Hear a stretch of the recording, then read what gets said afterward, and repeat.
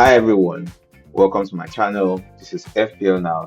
The Premier League is back and FPL is here once again. I'm here to help you with your decision making, how you can improve, how you can get better ranks, make better data driven and eye test decisions to level up your FPL game. So what am I doing today?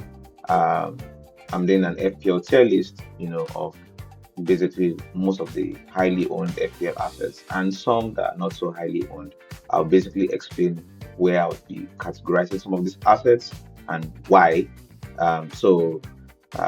Please, if you've not subscribed to my channel, please take a moment to subscribe, follow, share my content. I'm on X, I'm on Instagram as FPL Now. Please just take a moment to do that. It means a lot of world to me because this content takes time and your subscription or your likes and your following are encouragement for me to keep going. So let's dive into the tier list before I talk about who I'm putting where. So best value pick basically assets that they are proven, you know what you're going to get with them, they're consistent, they will not frustrate you over the time, they will be good value for money. Hidden gems are assets that I feel like have a very huge upside. Their potential to really go ballistic, get a lot of FPL points for very little pricing that they've gotten so far. Underpriced assets that I just feel like they could have been zero point 0.5 or a million higher than they currently are. Will be a troll are assets that a lot of managers would probably make the mistake of buying. And when you have them, they would frustrate you, have price drops, and then you probably sell them, then they probably return again. So basically, assets you should probably stay off from, even though you're seeing a lot of people probably getting convinced or, it feels like that asset looks appealing. So uh, that's what will be a troll will be. And overpriced basically are just assets that they are not bad. It just feels like maybe they just get probably 0.5 or more in valuation that they should have. So let's dive in real quick. Let's not take so much time. So I'll starting with best value pick. Um, let's have Bruno Fernandez rather. Bruno Fernandez, I genuinely feel is an overpriced asset, and here's why. I feel because there's no Salah in the game, um, there was a need to have more expensive assets to fill that void of excess cash that Salah not being in the Premier League is costing basically. I feel Bruno should have been an 11 million asset. He's great asset. He'll be on pens, set pieces. He'll probably be sharing set pieces this season with Buemo and Tillemans, but doesn't make him a bad asset. I just don't see him giving the amount of returns he did last season, so overpriced. Calvert-Lewin, I'm going to put in on the price. I won't call him an hidden gem because he's not someone that we're unfamiliar with, but on the price on pens in the leads team will give you between 10 to 15 goals or probably more. It would be a very explosive season for him. I feel it should have been probably 7 million. I don't understand why Broby is more expensive than Calvert Lewin, for example. So that's basically why I put Calvert Lewin on the price. Isaac, I'm going to put in will be a fraud. And here's why. I feel like there are assets that are in the game that would give you probably more points than Isak would. But Isak would get points. We don't just know if he'll be back to his Newcastle form where he was scoring above 20 goals or about 20 goals. And also, we don't know if he's on penalty. So I feel like when you own him, he might not give you returns, but you just find out that the season ends and you find out that he has massively done well for. If he would, I feel like if he was probably reduced a bit in price, maybe if it was priced like 8 million, I would have put him in best value pick because uh, I just feel like he'll get points. You just have to just stick with him if you want to. Buemo, best value pick. He set pieces, plays out of position. Sometimes when William Sheshko is not available, he's a reliable FPL asset over time. From Brentford to United, at least you get between 15 to 20 goal contribution. So for 8 million, yes, I like him.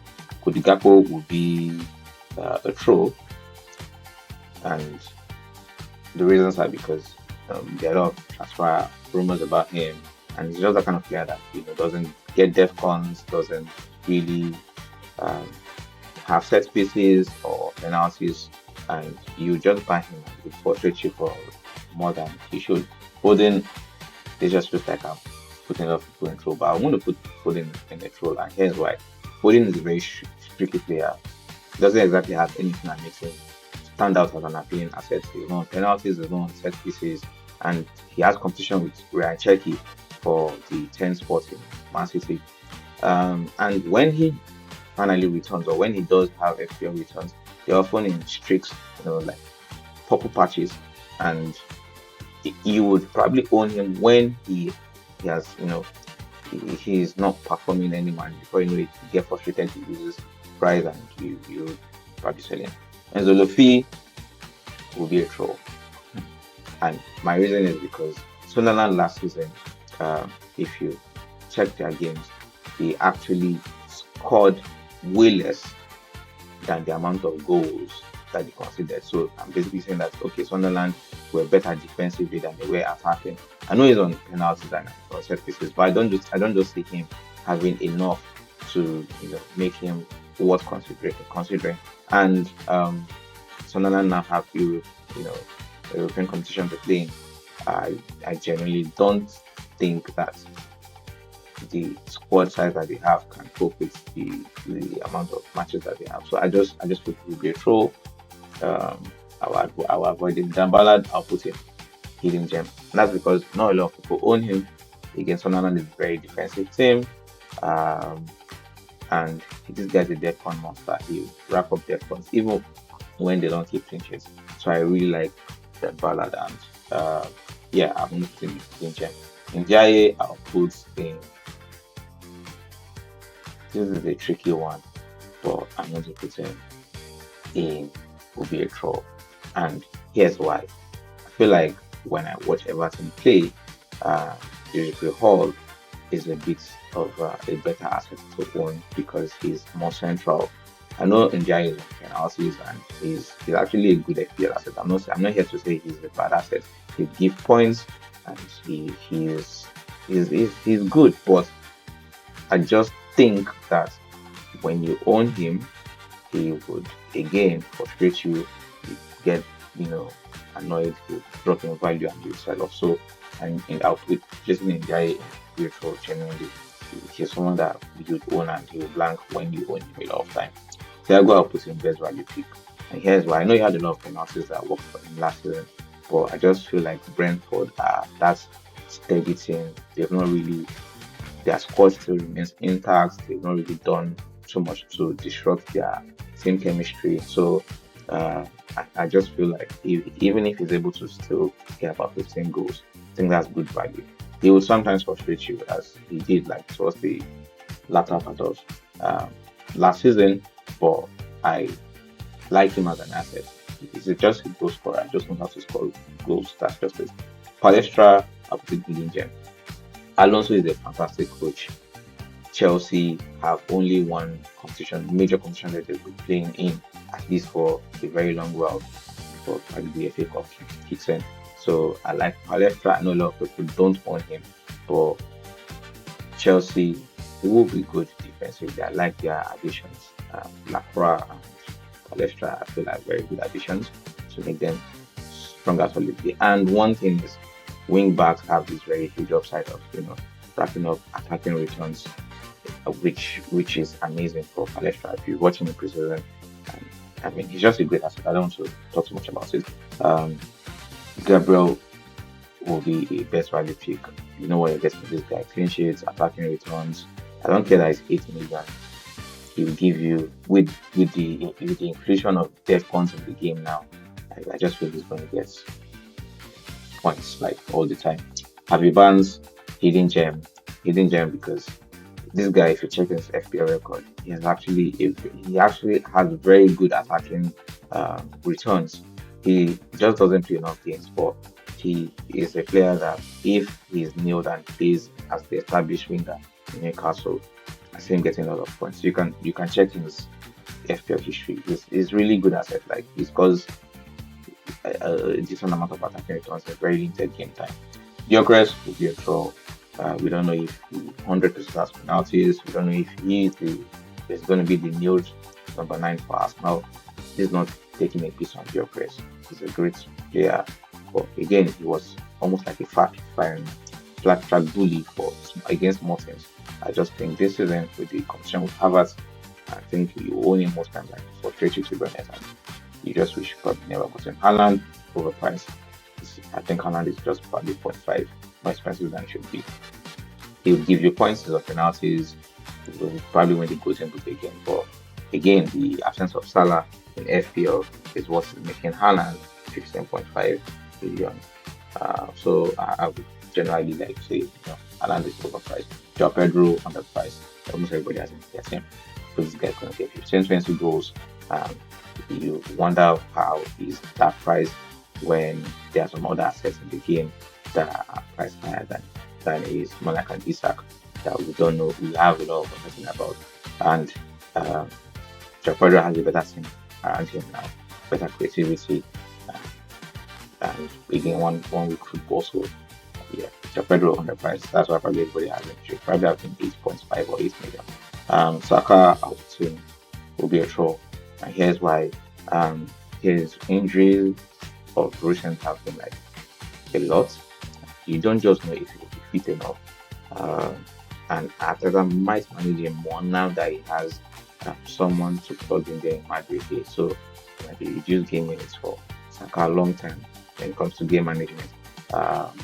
If Saka was not going to be as injury prone as he was last season or recently, I wouldn't put him here, but I just feel like he frustrated a lot of times. That's just a bit. Palmer, I also want to almost put him into free throw, but the 1 week football that Chelsea play, which is very key when you don't have too much competition, you have pressure, you are focused. New manager that knows what he's doing, very good win percentage rate, penalties, some set pieces. So I'm going to surprisingly be putting Palmer in best value pick because I think over the course of the season, this guy will rack up a lot of points. I know a lot of people don't see it now, but just watch out for it. O'Reilly overpriced. Not exactly a Defcon monster. We don't know if Maresca would use him the way Pep was, where he was bombing forward and giving so much attacking returns. And now Aït-Nouri and Yusko Vardiol are fit, so you can't exactly say that you're sure that he would be a guaranteed starter or even start a lot of games. So I'm placing overpriced, just a bit overpriced, like 0.5 overpriced. Pascal Gross, I'm going to put in. It's crazy to put him in Lynch because he actually has a very high ownership. But I'll put him in best value pick. And here's why. They have a new striker that I feel is better than Welbeck, younger, more mobile, stronger, and Gross is on penalties, set pieces. For since price 5.5, I just feel like what are you looking for? What are you complaining about? Like, just feel he's a very great asset to have, and over the course of the season, he give points. I don't think his position is under any threat. I just love him. I mean, he'll give you points. Like I'm very certain about. I'm very sure about that. Rogers, I'm going to put him at the price. I know it's 7.5, but this guy, you're getting 20 goal contributions from him, and there's just everything to like about him. He's a better team now, I think, and he's just this consistent asset. So I'm putting him there. Maguire, I'm going to put in hidden gem. I just feel like this season could be his breakout season where he plays more than. And if you check his recent history, he's not been playing a lot of games. He's been playing about 19 games or lesser, and I just feel like he'll be the target man now for United on set pieces, and I feel he'll get probably more clean sheets with some transfer links that United have, and just basically United team with clean sheets. So he will probably have competition long term, but I feel like he'll just give you step guns and all. Like, he'll just feel you doing anything. From a vet, I'm gonna put in best value pick. Sorry about that, but in best value pick. And here's why I feel he needed to settle in. Probably the football slot play did not suit him. He always football is more suited to the way if West will thrive playing as a 10. So he would be great value. I think getting a lot of goals and contributions, long time. So yes, I'm going to put him in the best value pick. Same thing with Van Dijk. You know what I get from team Defcons. He's he's an attacking threat. 6.5 might feel a little, probably too much because Liverpool don't get enough clean sheets. But I still like the look of Van Dijk. Nailed. You don't have to be worried or anything. So best value pick. Christos Zolis, I'm going to put in medium gem. I know his ownership has been on the rise because of what happened in the competition, but I genuinely like this guy. He's very good on set pieces. He's a very direct winger, assist.